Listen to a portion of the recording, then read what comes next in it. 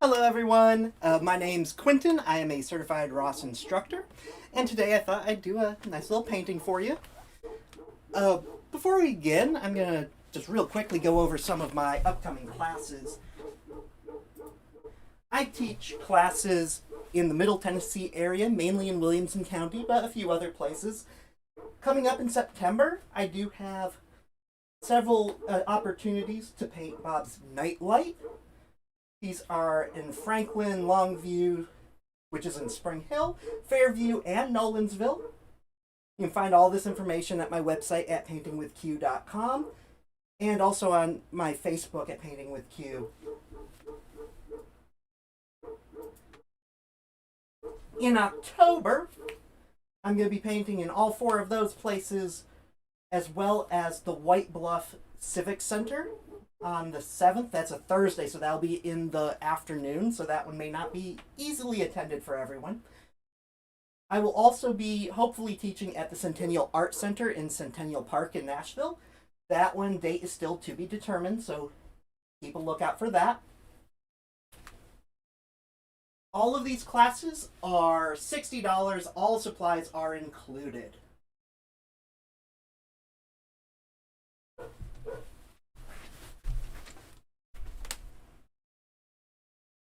Real quick, let's go over what I've got going on the canvas up here.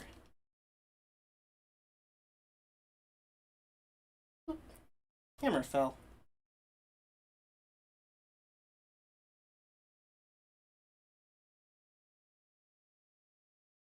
There we go. Whoop.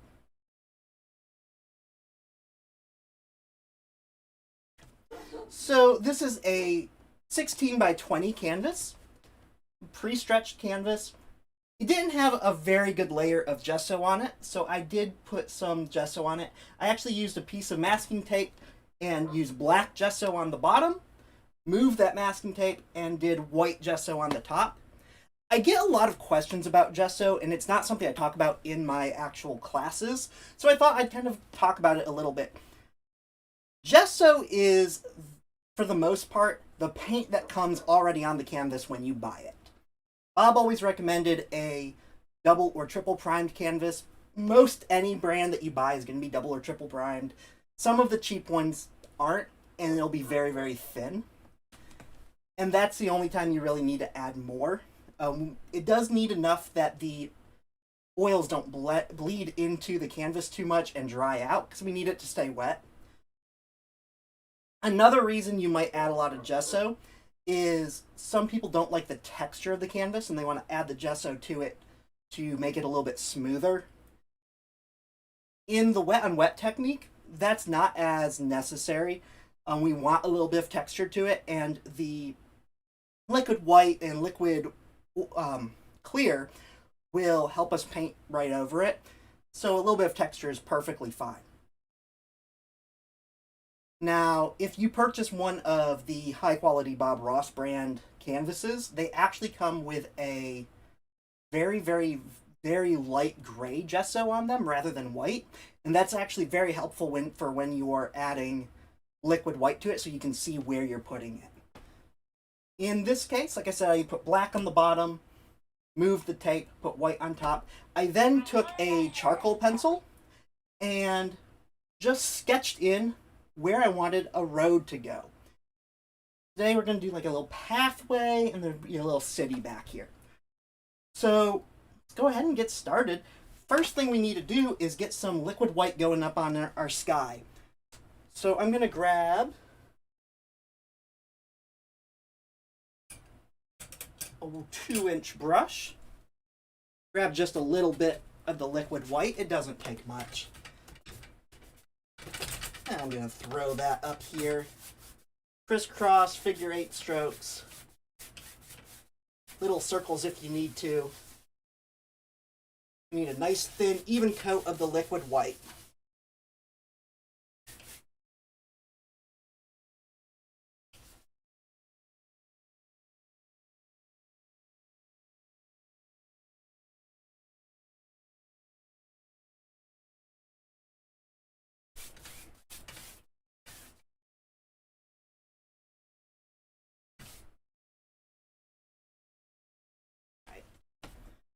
And throw up sky. I'm going to use a 1-inch brush for this since I don't have a whole lot of sky area and I don't want it to be real bright.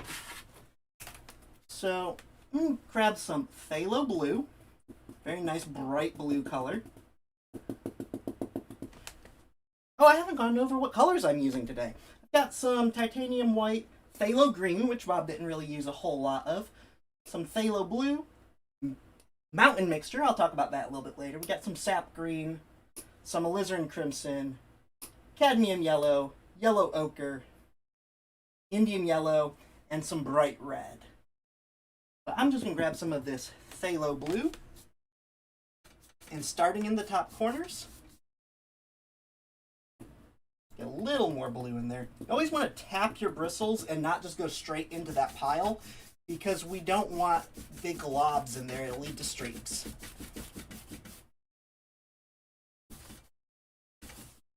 Just using crisscross strokes, I'm just laying this up here.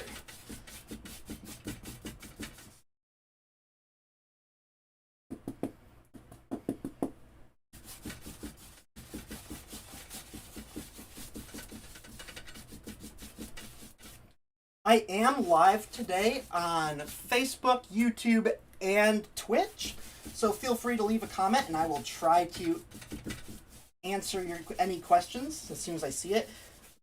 I got a little bit better set up this time. Last time I painted, I missed some comments and I didn't realize I wasn't seeing them. So hopefully this time I'll be able to take care of that.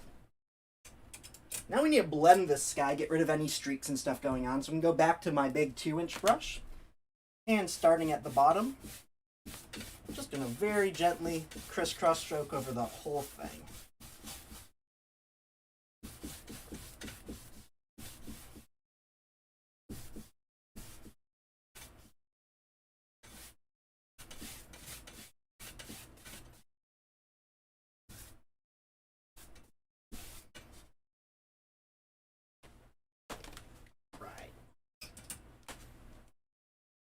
I'm going to throw some clouds up here. I'm going to do that with a fan brush. I'm going to load that up. Bob often will use like big 2-inch brush for clouds. I think it's a bit of waste of paint. It looks a little bit nicer, but I like the look of the fan brush. Just kind of squish that on up there. Wipe off some of that extra blue before loading up some more. Bit of a glob in there.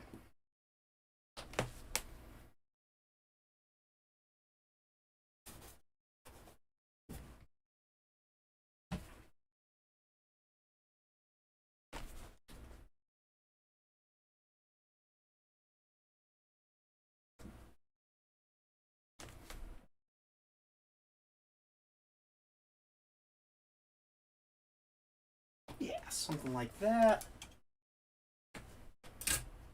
So I'm back to the big 2-inch brush, knocking off some of the excess blue I picked up. I'm using just the top corner of the brush to blend away the bottom edge of these clouds.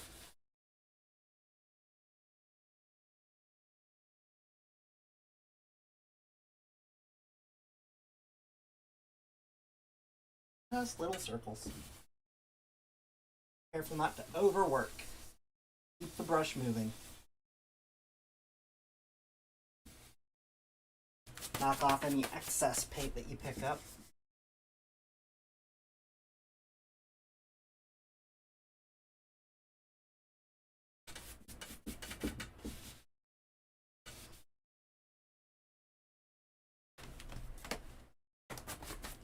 We're going to fluff these clouds, and we fluff them just by big arc shapes, wiping off in between.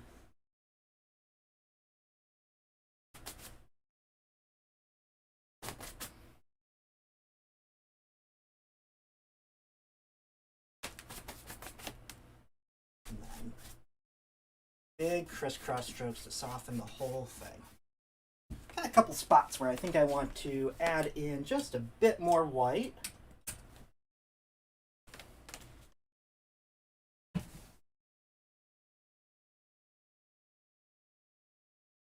Wiping off that blue on a paper towel.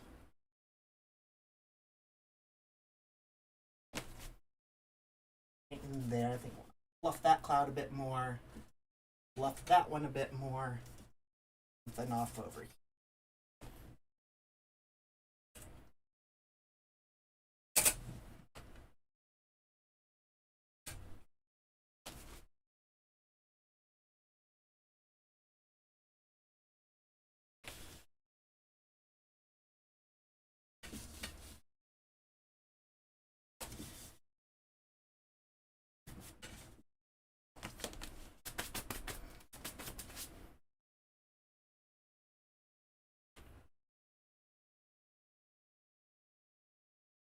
I'm going to take a touch of the Phthalo Green.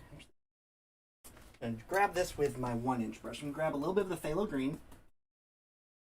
Tiny little touch of the yellow oak, or the cad yellow. I'll put a little glow right there. Normally you want to avoid green.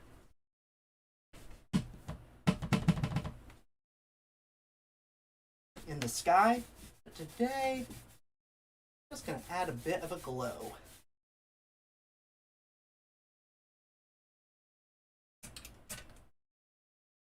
Right. And with that, I'm going to pull the tape off.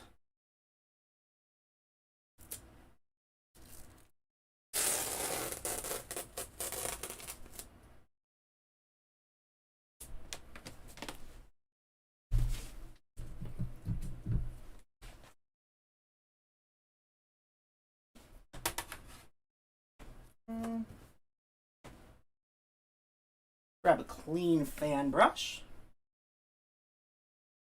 And I'm going to load this up with that Phthalo Green and a little bit of the Sap Green, just to yellow it a touch. I want to go slightly more to an emeraldy color. And I'm pulling this through to taper that brush. Try and keep that to a point. And right up here in this glow, lead with that top corner.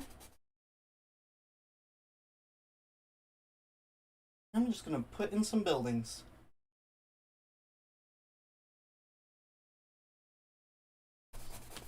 Kind of weird pointy buildings. Different sizes. Vary that color slightly here and there. Just like that. I'm going to grab a little bit of the phthalo blue and add that into the mixture. I'm going to use this to kind of make the shadows. So I'm going to kind of go in between some of these buildings and put in some darker areas. And getting darker as you get further out to the side of the structure there. And then I'm going to grab some more of the cad yellow and go back up into that phthalo green. A little bit more. Maybe even some of the white in there. I want this to be more of a highlight color. More yellow.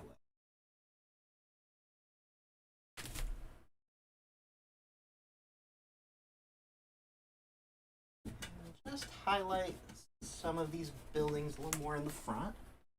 There we go.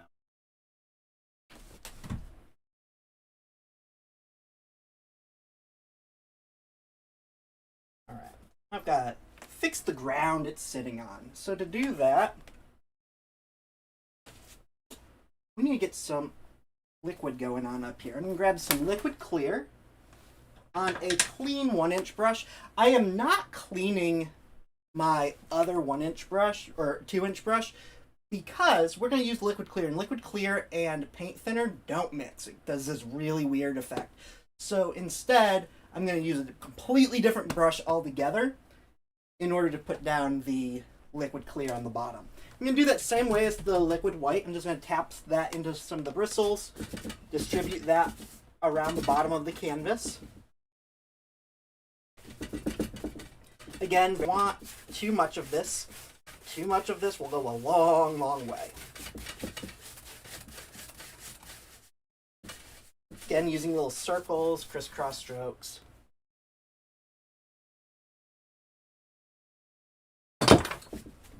Being careful not to get too much of this into that color we already put down at the moment.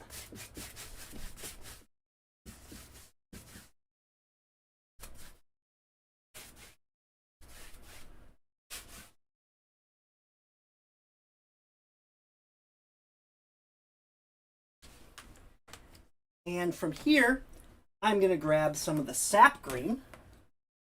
Just tap that into the bristles of that same brush. Sap Green is a pretty transparent color. So what I'm going to do is just lay this down anywhere where I don't have my road. So I'm just going to put this down fairly thin on the left and right side.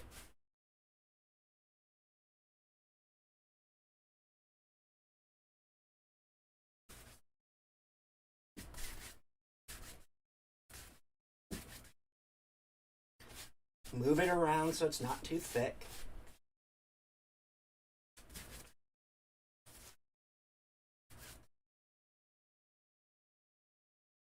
Something like that. Now that's a little bit hard to see. And grab another 1-inch brush this time. Because now we need to fix this ground level right up. That is with Mountain Mixture. Mountain Mixture is a color that Bob didn't actually have on the show. It is a combination of colors that he would mix on the show on a regular basis. He would mix all of his dark colors, his Midnight Black, Prussian Blue, Van Dyke Brown, half a part of Alizarin Crimson, and sometimes some Sap Green into it to make. Now, I'm going to switch to another clean 1-inch brush. Load this up with some Cad Yellow. And I'm just going to tapping that into the bristles. Need quite a bit of paint this time because this is going on top. There we go.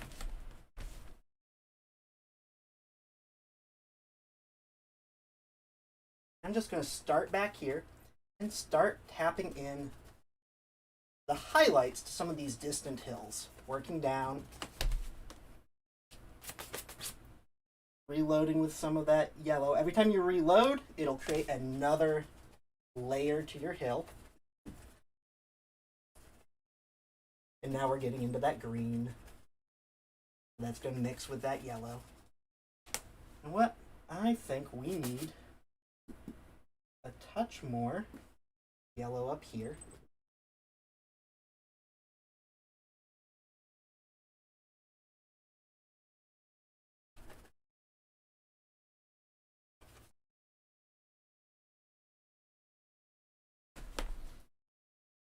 The other side before I get too low down. As you work down, it's going to mix with those undercolors, and so we want to keep it as yellow as long as possible.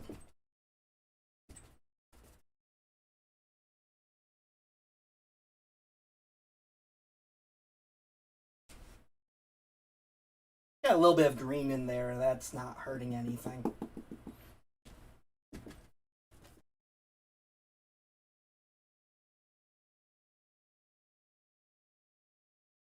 Just tapping, trying to avoid brush strokes.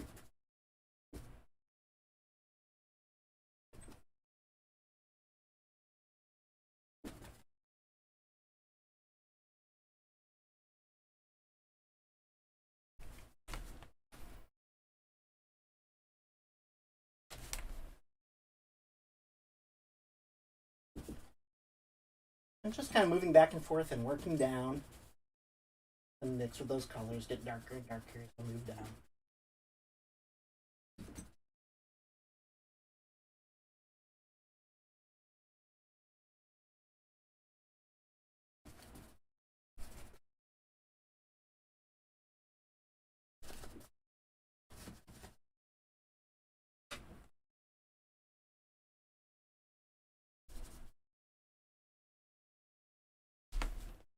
just kind of based in the hills and stuff that our roadway is going to wind through.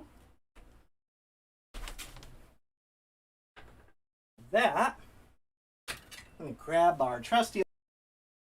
I'm going to start with this yellow ochre.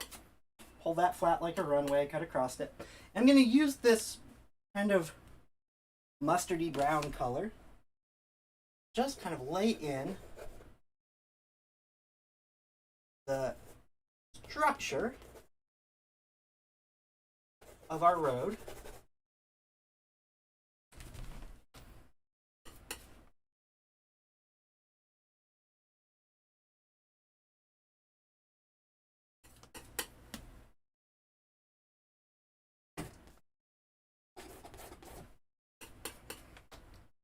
I wanted a dark color that wasn't too dark. I tried this before and I ended up with a lot of layers of color, and it wasn't necessary.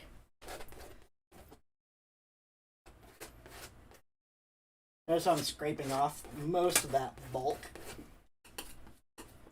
Just want a base color in here.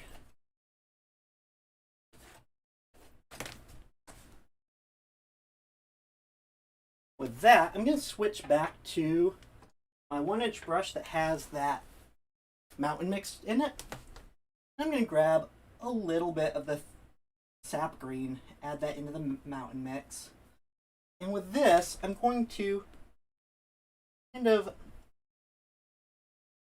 lock in the shape of the road and think about how it might be winding around, how the grass might be growing over it.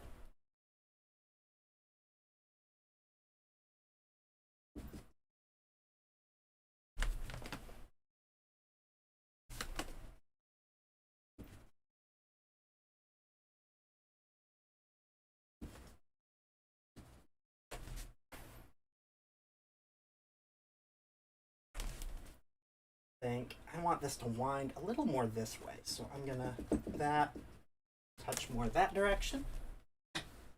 Grab my knife.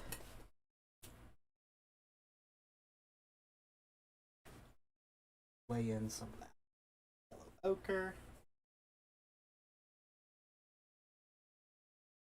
There we go, a little more winding that way.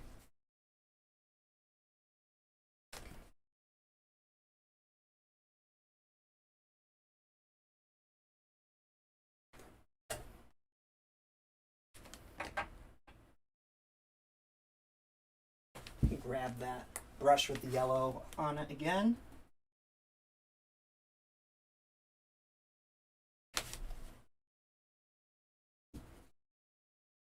Just going to highlight some of that new dark color we just threw on. I don't go overboard with it.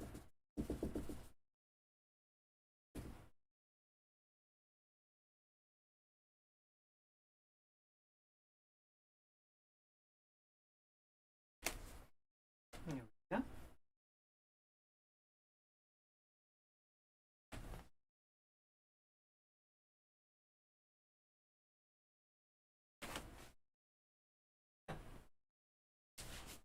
Back to my palette knife.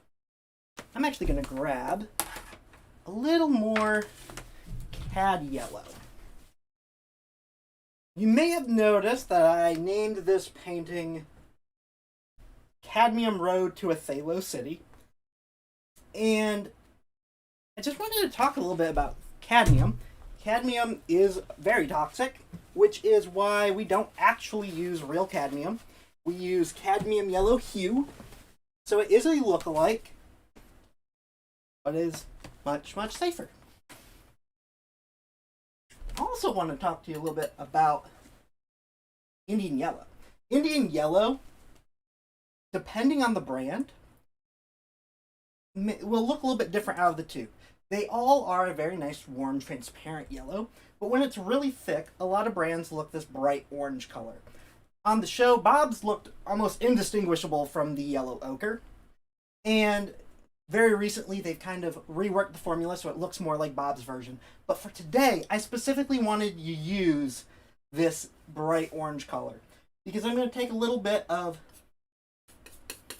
this cad yellow and a little bit of this Indian yellow and kind of marble them together. So I have a little bit of orange highlight or shadow working in there. And using the stroke that Bob always said was no pressure at all, literally barely touching the canvas, just letting it float over it. So that we get that little wherever it wants to stick.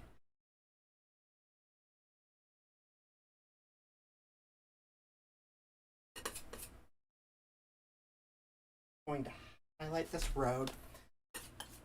And as we get a little bit further down, I'm going to switch more to that bright cad yellow. So it gets brighter and brighter as we get closer to the foreground.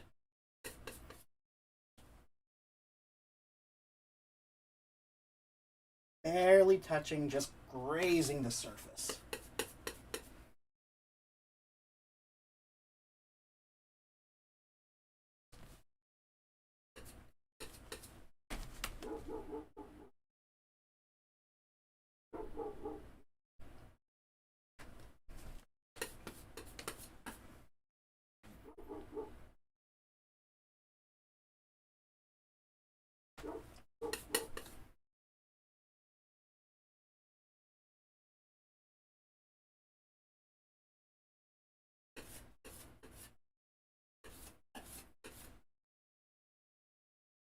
Again, don't be afraid to ask any questions. I'll answer anything I can. Right. Next thing I'm going to do, kind of wipe off that knife real quick. We need to add a little bit of a brick texture to this. So all I'm going to do is take this knife, just kind of scratch it in. You know, allow that black gesso underneath to show through.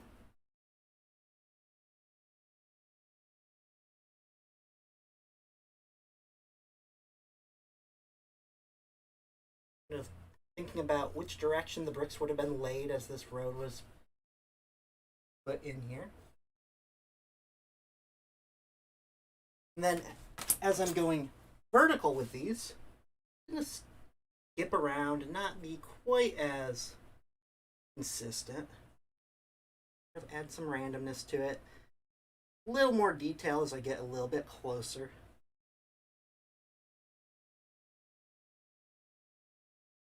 A little bit thicker lines in there as well. I want these to be visible up close.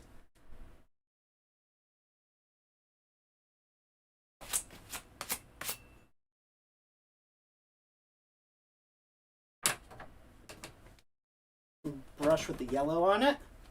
I'm just going to touch the edges of this road here and there, just to knock down some of the harshness.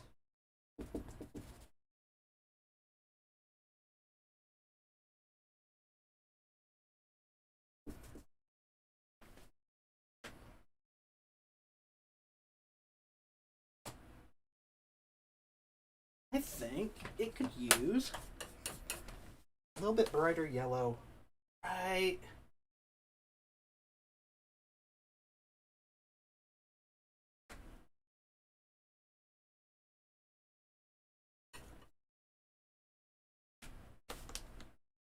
I'm gonna marble some of the yellow, Indian yellow and yellow ochre. Just put a little bit of a darker edge right along the bottom there. So I can highlight with cadmium just a bit. A little bit brighter. Trying to get perspective on just a winding path is a little difficult. You have to use light and shadow to kind of trick the eye a bit.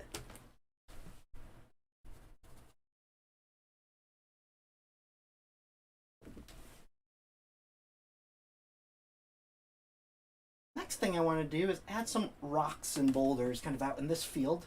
Kind of set it back there a little bit. So with my palette knife. You can grab some of that mountain mixture. And I'm just going to decide where there might be a large boulder just kind of sitting out. Something like that. Something right here.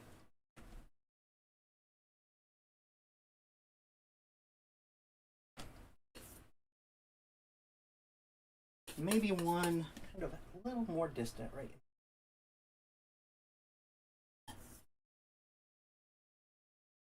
I need to make a highlight color for these rocks. And I'm actually going to just use a little bit of this mountain mixture, a little bit of the white, a little bit of this yellow ochre.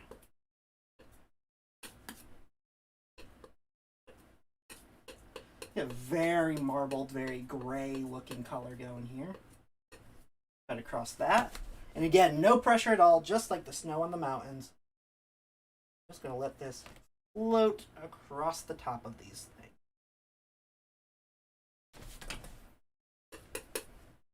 A bit more right there.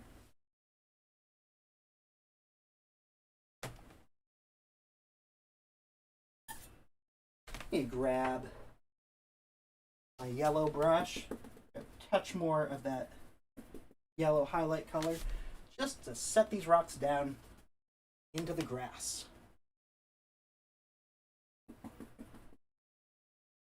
Grab a little bit of that yellow ochre. Add a little bit of variation.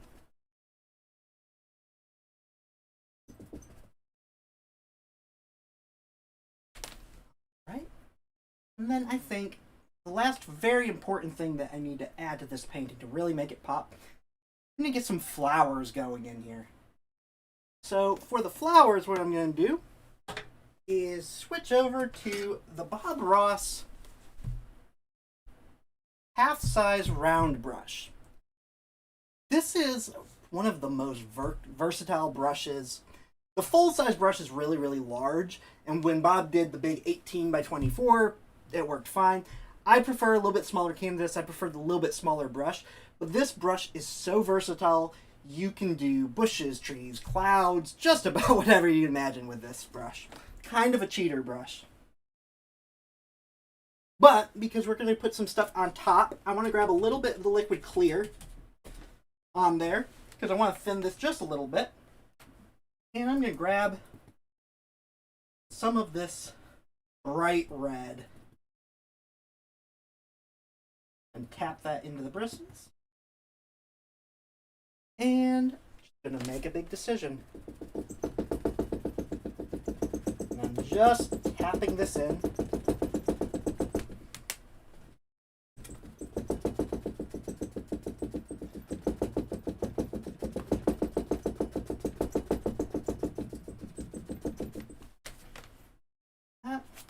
Knock off some of that darker color. Reloads is a little bit brighter. Bring it on down.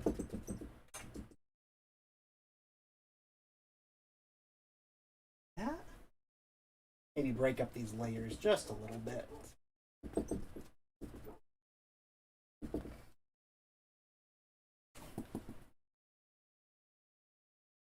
Do the other side.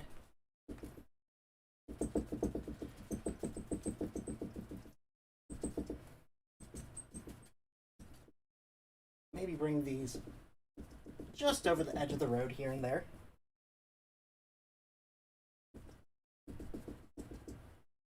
And maybe they'll wander on back there into the distance.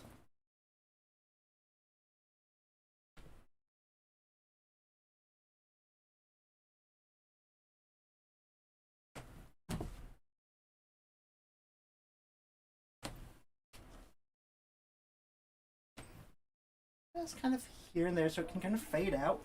I'm going to grab some of this crimson. I have some of the alizarin crimson over here that I'm going to mix with it. So I have a little bit darker, more solid color. I'm just going to plop this around here and there. Add a little bit of variation. These darker spots up there.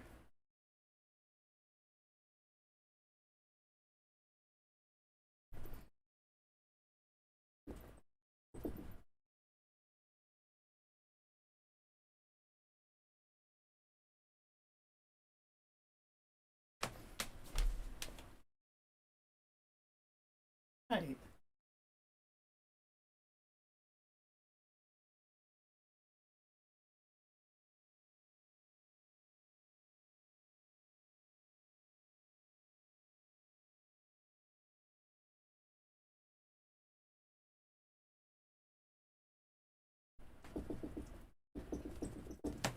Put that up a little bit thicker, but just a bit more depth in those layers.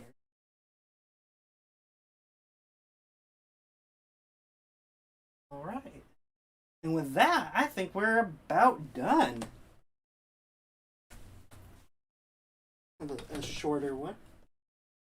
Grab a script liner brush, and I think I'm going to load this up with some of the liquid clear, twisting and pulling that through, nice and full.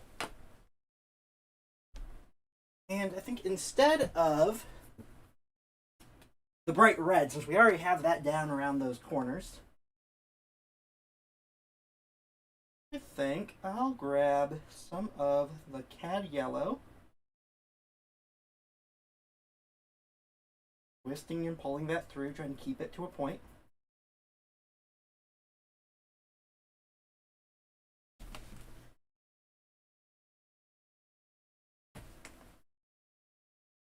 Nope, that color didn't work.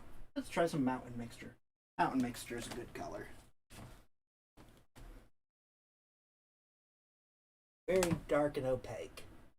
There we go.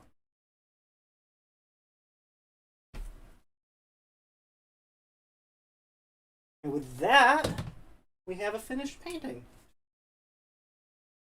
So again, my name is Quentin. I am a certified Ross instructor. I'm going to be doing these paintings probably once a month, last day of the last Wednesday of each month.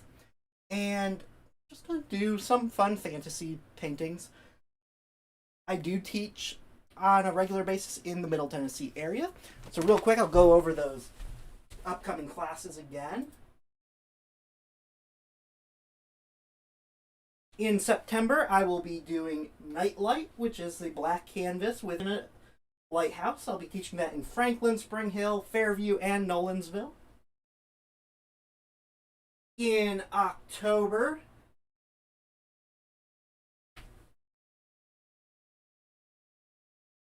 I'll be doing this painting, which I'm calling Fall Sunset. It is based on Bob's Sunset Oval,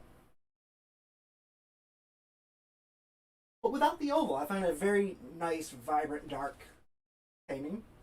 And I'll be teaching that again throughout Williamson County, as well as White Bluff, the Bibb White Bluff Civic Center, and I'm working on getting a date for the Centennial Art Center in Centennial Park.